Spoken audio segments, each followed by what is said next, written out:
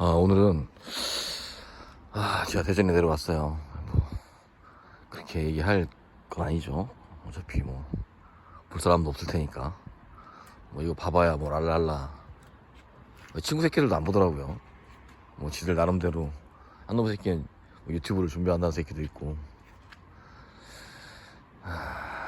오히려 그 해외에 있는 그 YTN에서 알게 된 그 스텔라라고, 그 YTN에서 터줏대감 같은 역할을 하는 여자인 것 같은데, 그런 사람이 있어요. 미국에서, 콜로라도인가 같아, 미국에서 살고 있다고 하더라고요. 그 YTN 들어가가지고 그 가보면 그 진성 대개문들, 그 빨간 물을 아주 좋아하는 애들이 몇 명씩 있거든요. 항상 이렇게 막 같은 걸 계속 올리고. 그런 애들 때문에 몇 번 막 싸우다가 딱 보니까는 너무 빤히 보여가지고 수가 뭐 댓글 알바거나 진짜, 아니면 진짜 사회주의 추종자거나 그런 애들이겠죠. 그래서 YTN도 이게 연합뉴스가 있고 두 가지가 있더라고, 인터넷에 보면. 그러니까 23번 생방송이 있고 24번 생방송이 있고. 근데 스텔라라는 애, 그 여자분은 아마 23번에서 이 터줏대감 역할을 하는 것 같아요. 그 양반이 들어오면 사람들이 다 막 얘기하고 안분부고 그러더라고요. 그래서 나는 이게 무슨, 그게 아마 작년이었는데 채팅방도 아니고, 이게 되게 생소했어요. 저도 그 새벽에 일어나서 뉴스를 보다가 채팅창 보고 계속 한 사람이랑 몇 명이랑 이렇게 얘기하는 걸 봤거든요. 뭐 그러다 어쩌다 해가지고 이렇게 얘기를 하게 됐는데, 그 여성분이 남편이랑 같이 구독했다면서.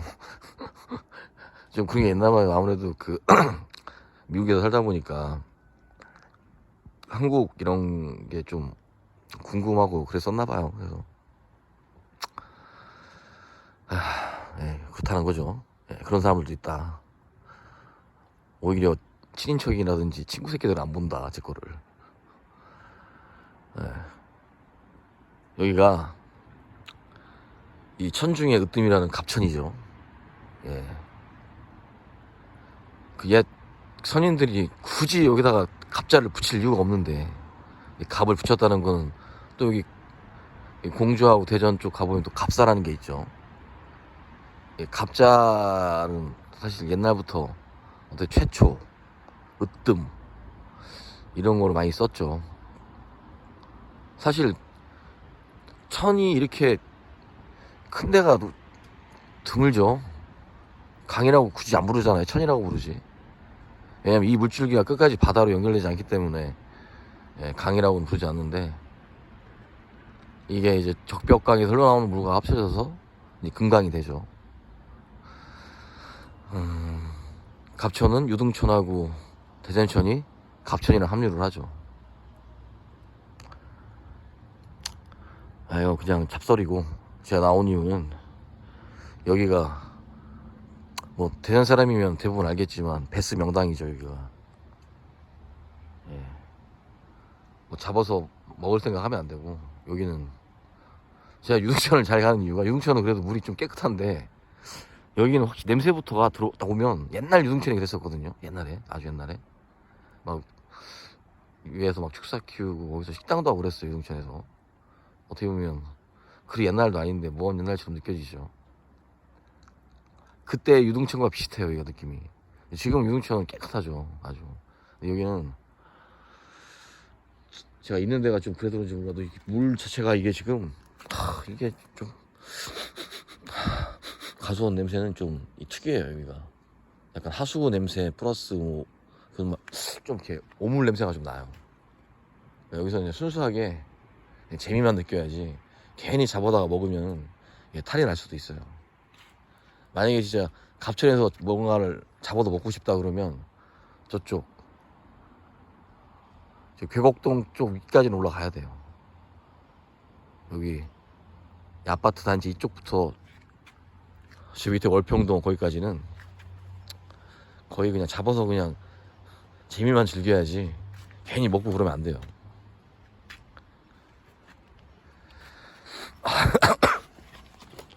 그리고 여기가 또 밑에 가보면 화장장이 있어가지고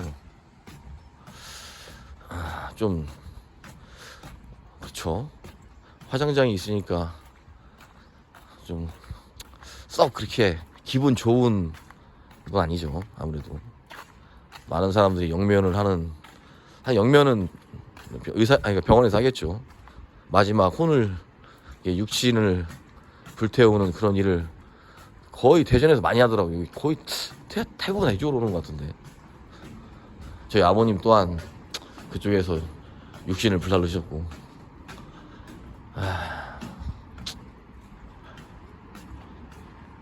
그쵸. 죽으면 사실 몸뚱이는 그냥 껍데기일 뿐이죠. 몸은. 저도 가끔 막 피곤하고 이러면 그 해탈 그런 게 좀 이해가 가더라고요. 이렇게 몸이 막 피곤하고 무겁고 막 이 몸 때문에 스트레스 받고 막 결리고 막 그러면 차라리 이 육신을 벗어나서 그냥 이 영혼만 살면 어떨까라는 생각을 이 근래에서 좀 하게 되더라고요. 이게 제가 막 그 티벳 사자에서 그다음에 막 이런 그런 좀 이렇게 뭐 경험리를 해석사 그 양반 하는 얘기 듣고 뭐 영혼 막 이런 걸 들어서 그런지 몰라도 사실 좀 그렇잖아요. 결국 육신은 없어지는 거죠. 어차피 영혼도 저는 없어진다고 생각을 했었는데 참 요즘 와서 모르겠어요. 이 인간이 죽으면 과연 죽음 뒤에 어떻게 되는 건지는 죽은 자만이 아는 거죠. 그리고 죽었어도 그걸 안다는 보장이 없죠. 죽으면 그냥 없어지는 거니까. 사실 인간이 만들어낸 환상일 뿐이죠. 어떻게 보면 이승 저승이라는 것도. 근데 다시 또 천문유초라는 책을 보면서 이 영혼이라는 게 진짜 있는 건가? 라는 생각을 하게 됐죠. 저는 없을 거라고 생각했었는데 영혼이라는 건 있을 수 있지만 귀신 자체는 저는 확실히 없다고 보거든요. 막 이 지구상에 막 이 지상에 막 떠돌아다니는 귀신들이 막 돌아다니면서 인간을 현혹하고 뭐 빙의를 하고 그건 안 믿어요. 근데 어떤 영혼이라는 거는 어느 정도 믿는데 그것도 사실 의심을 했었어요. 영혼이란 자체도 의심이 들었었는데 천문유초라는 책을 보면 거기 보면 또 별자리에서 세세하게 다 물론 그 옛날 사람들이 방식으로 설명을 했지만 그렇게 몇천 년을 그냥 단순하게 세종 이도가 사실 천문을 발전시킨 건 고려 말의 류방택이죠. 그 원나라로가 전 세계를 쓸고 다닐 때 그 아랍인들이 천문이 많이 발달했었다고 하더라고요. 왜? 볼 게 하늘밖에 없으니까 사막에서. 그래서 그 문화를 받아들이고 그 별자리 문화가 동양으로 스며들으면서 그 동양의 중국의 그 보천가 별자리를 이렇게 밟고 다닌다고 그런 의미인데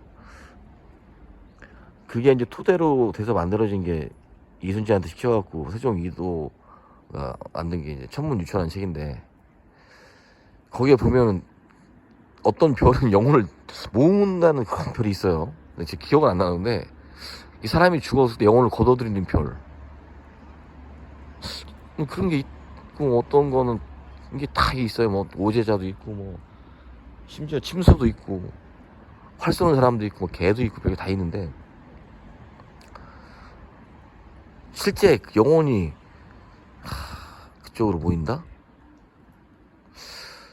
알 수 없는 얘기죠. 영혼을 어떻게 측량화할 수 있다고 하면 뭐 가능한 얘기이기도 한데 아마 미국이나 이런 선진 유럽에서는 시도할 수도 있어요. 이 사람들은 사람이 죽었을 때 그 영혼을 뭔가 이미지 프린팅으로 찍어서 어차피 이 뇌 전기적 신호로 움직인다고 하면 그 뇌와 비슷한 물질로 만들어서 거기다 다시 그 생각을 메모리나 이런 거 집어넣는 실험을 하고 있을 것 같아요. 아마 이미 끝났을 수도 있고.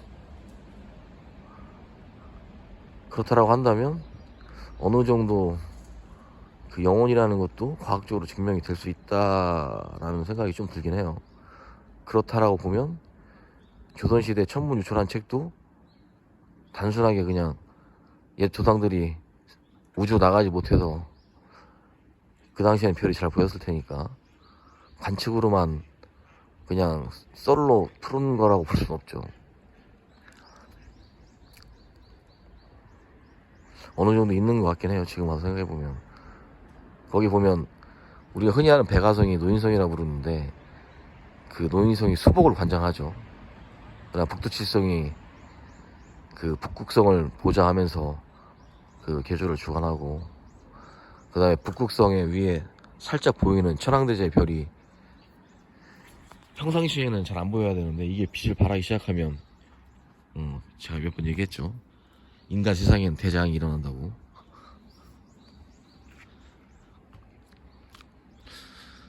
사실 그 우리가 별이라고 보고 있는 저 별, 어쨌든 우리가 본다는 거는 서로 감지를 하고 있다는 거죠. 파동을.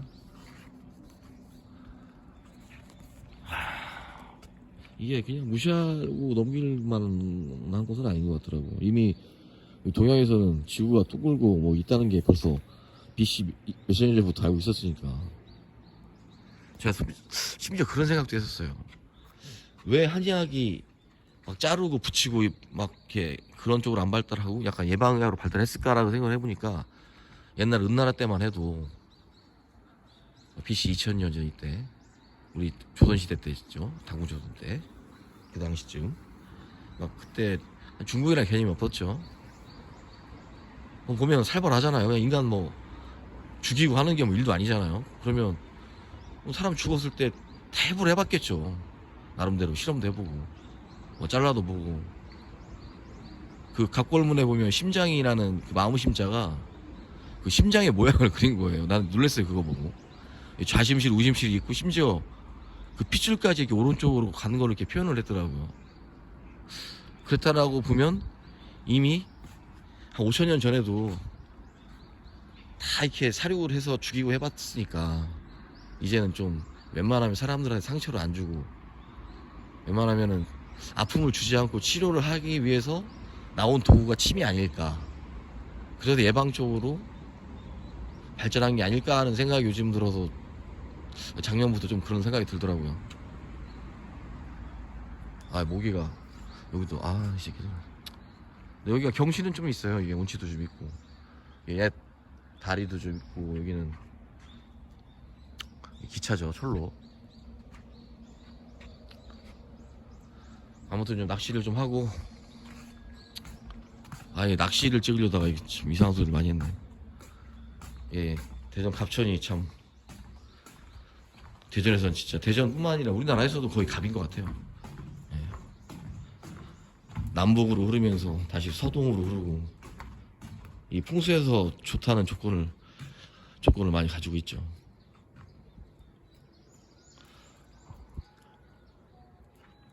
그 이중환이 탱지에서 이중환이 회덕 쪽에 살던 사람이라는 게 자기가 얘기를 하잖아요. 자기 저쪽이 뭐 자기 우리 고향이고 뭐 땅이고 뭐 이렇게 얘기하는 거 보면 그 양반이 저기 회덕 사람이거든요.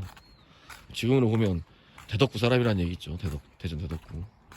근데 그 양반도 보면 그 조선시대 왕을 무슨 막 되게 높여 부르는 거 보면 조선시대 그 어차피 이시출선의 그 틀 안에서 그 풍수지리서를 쓴 거기 때문에 이 정치적 그것도 많이 들어가 있고 영향을 많이 받은 것 같더라고요.